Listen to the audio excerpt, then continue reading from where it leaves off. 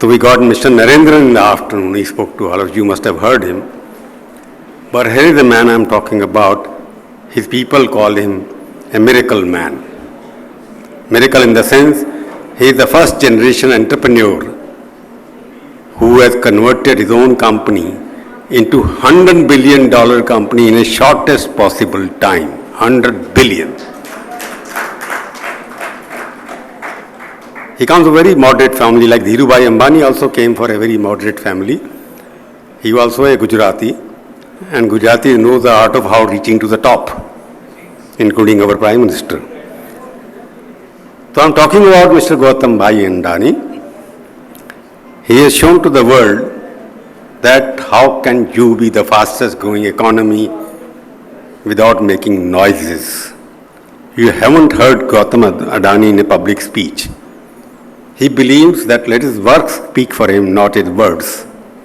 I have been able to persuade him to speak to all you, as in South India, because you are in Gujarat, North Indians know you, but South Indian people may be interested in talking about what is your vision for the future. What do you think? Because the subject we gave him about asserting Bharat, that is the theme of the conclave. Because he is one industrialist who has asserted himself. He is much abused also. He is criticized by everybody else, but he has been like an elephant. He walks like an elephant walks without bothering about anything else. I'm not going into the merit of the case, but I'm saying here is a man who has made himself, who has become also Asia's richest man recently. There is a competition between Gujaratis in India, one in political matters, another in industrial matters. Two Gujaratis are trying to fight with each other who is Asia's number one richest man, either Dhirubhai Ambani's son or Mr. Adani. Over to Gautam Adani to listen to him carefully what he says. Thank you, Mr. Prabhu Chawla, for inviting me to speak at your conference. The fashion in which the New Indian Express is fulfilling the late Sri Ramnath Goenka's vision of a more assertive India is much needed and simply outstanding. Also, a very warm welcome to the distinguished guests, teachers, and of course, my dear students. I will state with no hesitations that never has it been a better time to be a student. Never has it been a better time to be an entrepreneur. And never has it been a better time to be an Indian. Given the possibilities ahead of us, the conclave theme of Remaking India, Asserting Bharat is timed perfectly. While one can debate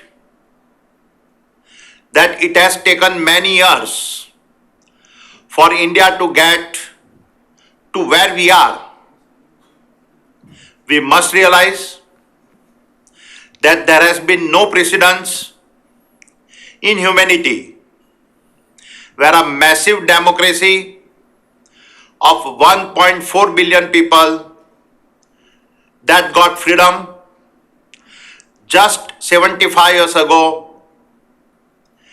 has made such strides as India has. Assertiveness comes from confidence, and as a nation, we must get better at building the confidence to celebrate our strides forward. Ultimately,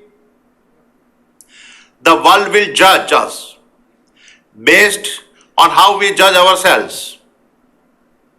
and the way we judge ourselves reflects our confidence of India's future. There can be no Atmanirbharta unless we learn to be assertive. An example of assertions still vivid in my memory is when India won NatWest Cricket Trophy 2002. The heroic knocks of the young Yuvraj Singh and Mohammad Kaif helped India clinch one of the most memorable wins in the history of world cricket. Standing at the famous Lord's Stadium balcony, the Indian captain Sourav Ganguly had taken off his jersey and dared to bare his chest at the world. No one could have imagined that Indian cricketer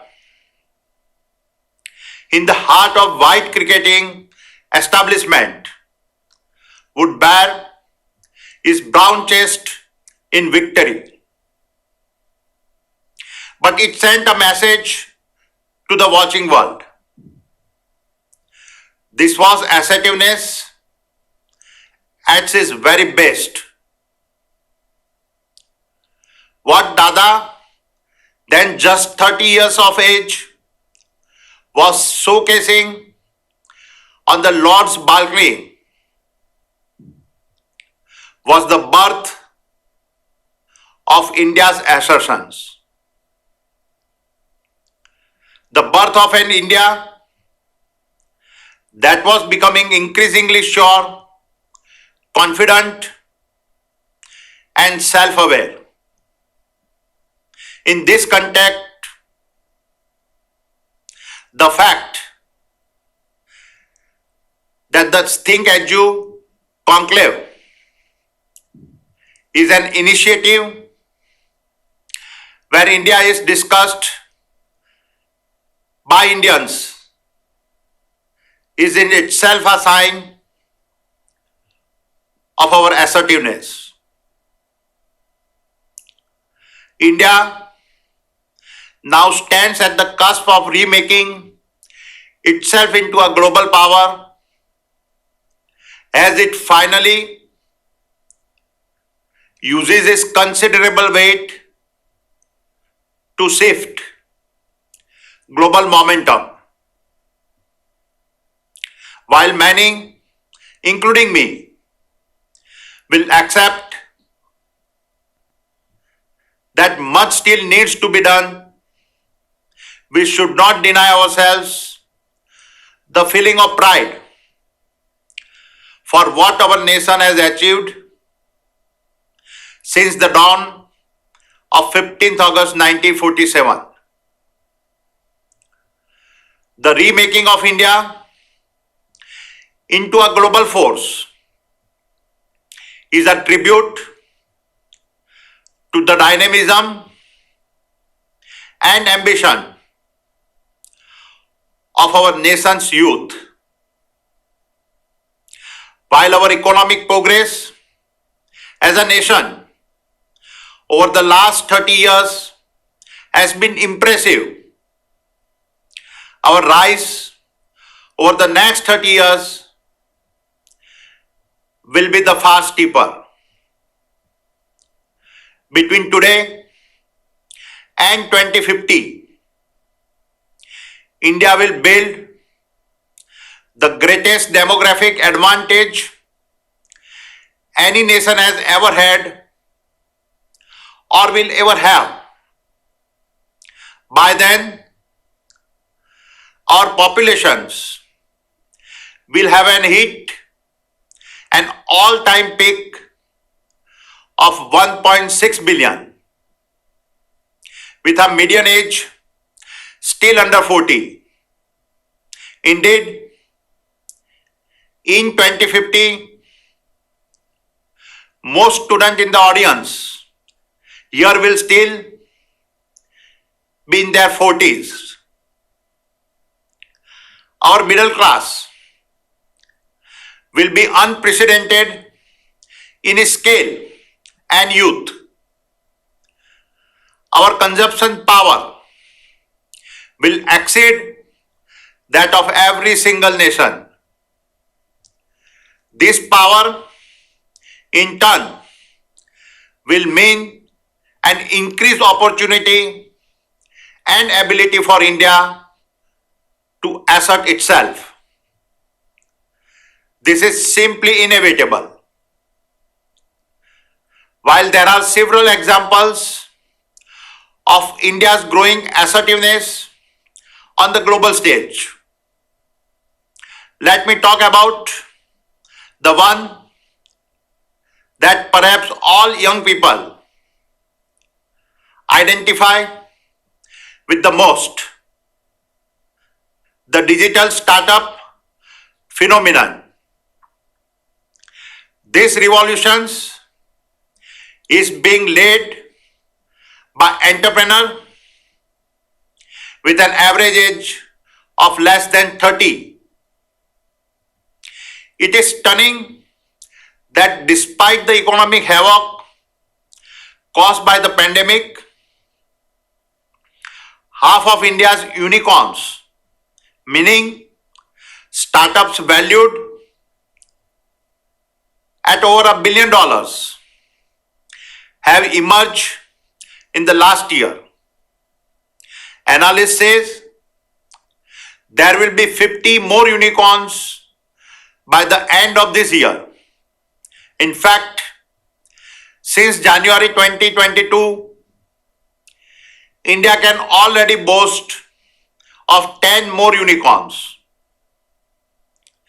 This explosive growth of Indian startups shows no signs of stopping for the next several years. In this context, I recently read a list compiled by a professor at a Stanford University's Business School of Founders for 500 US unicorns. Of the foreign-born founders of these unicorns, creators of wealth and jobs in the US, a staggering 90 were of Indian origin. The next highest was Israel with 52 founders. It reminded me of how Indian American kids dominate the popular National Spelling Bee Championship in the US, with over 90% of the winners over the past 25 years tracing their roots back to India. Both the Spelling Bee and Stanford professors list provide evidence of undeniable truth that in the right circumstances, Indian can and will flourish. Put the accelerated growth of unicorns in India alongside the unicorns established by the Indian diaspora in the US, and the potential for partnerships and collaborations will be a game changer. Some of these ecosystems is already building. Indian predominance in tech is but vain manifestations of the impact we are having as we assert ourselves on the global stage. The scale ahead is unprecedented. Other revolutions that will provide opportunities for our nations will be in the space of climate change and sustainability. India's track record in living up to its sustainability commitments is better than that of any other major nations. And it is the only large nation that is currently a full 9 years ahead of schedule. Several of our country's largest conglomerates have had the courage to announce significant investments in the space of sustainability and renewable energy at a scale no other nation has. In the race to avoid ecological disaster, the world will need to depend on India's leadership. In this context, the Adani Group itself has announced $70 billion of investment in the renewable energy value chain. I also expect that this climate change and sustainability space will yet again provide India opportunity to create a massive number of unicorns.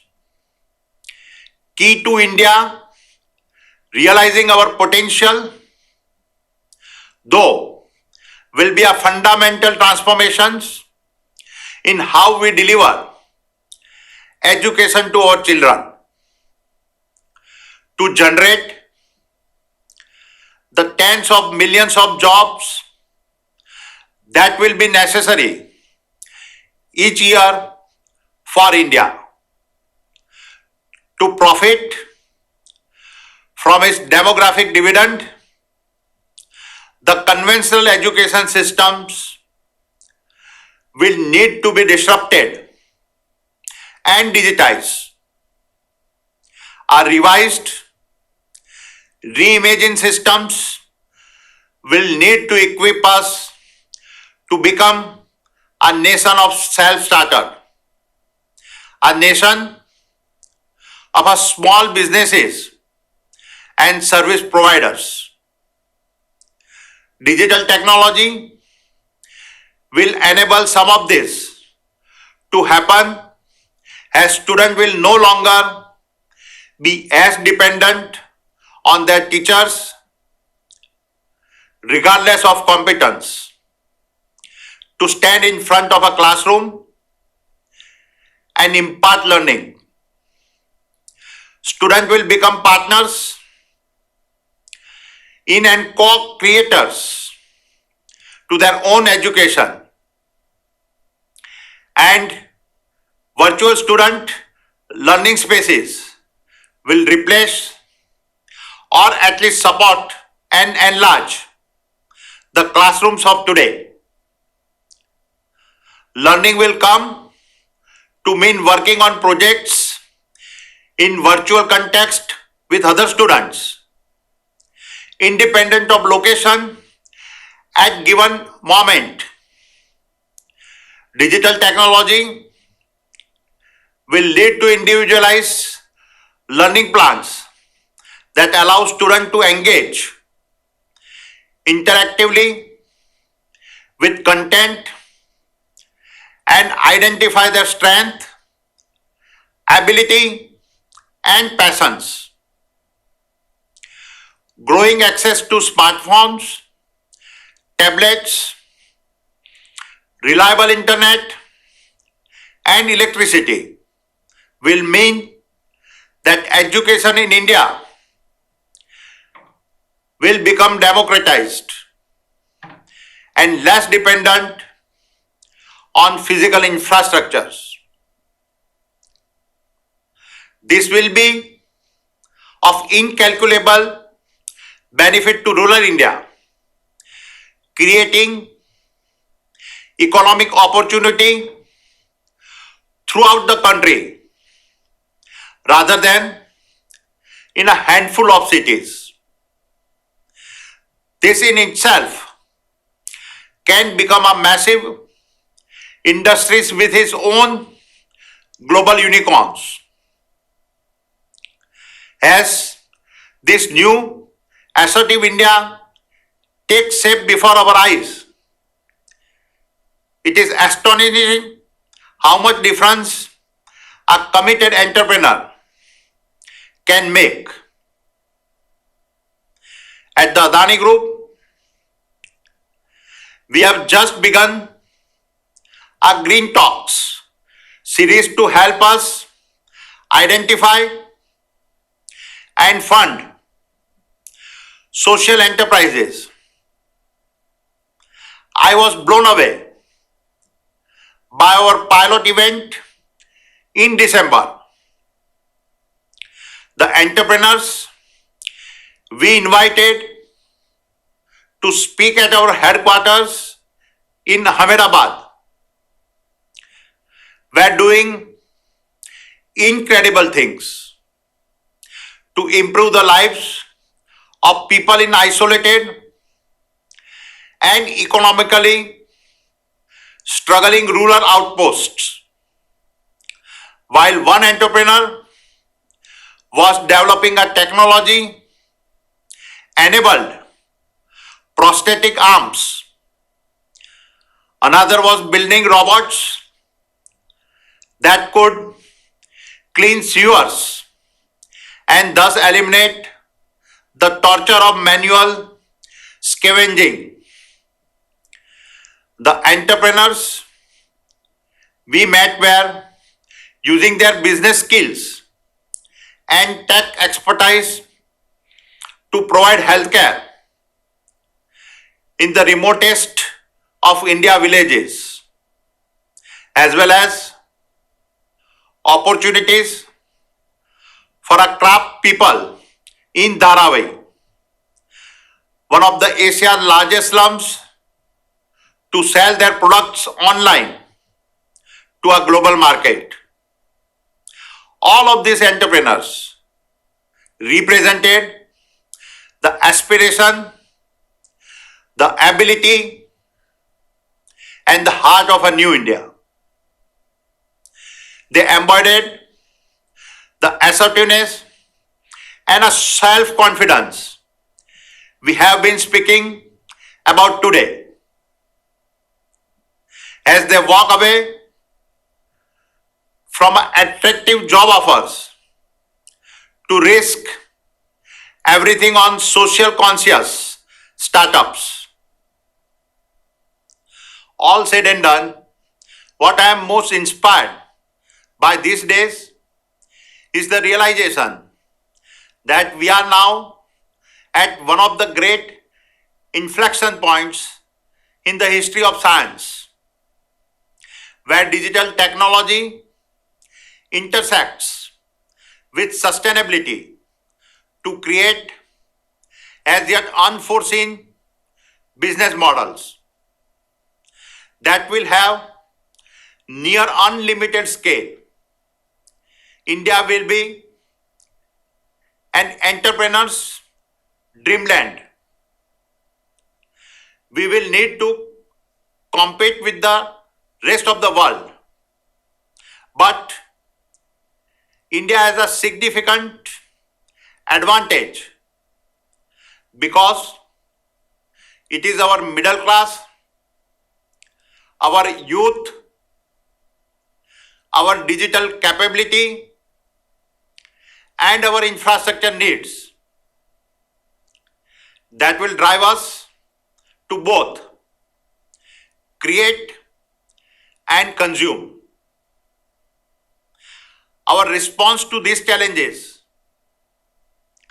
will be the foundation of our nation's growth over the next several decades, and this growth is what will make the India story inspiring for all of us who are fortunate enough to be a part of it. In closing, I will say that as an entrepreneur, I am drawn to new ideas and new possibilities. Never in my life have I felt more excited about the future that awaits India and the potential for our nation to have a profound impact on the planet. We now believe, not just hope, that we will build an India that proudly lays claim to being a world leader, a nation second to none. My dear students, we are counting on all of you to make this vision a reality. Jai Hind. I know, Gautam, you are speaking from Australia. Spare some time for us. Thank you very much. You have given an inspiring speech. Sparing time in Australia from your busy schedule. I know you are setting up big industry there. We are really obliged to you for sparing some time. I think people will get away some takeaways from whatever you have spoken. Thank you very much once again for speaking to us. Thank you.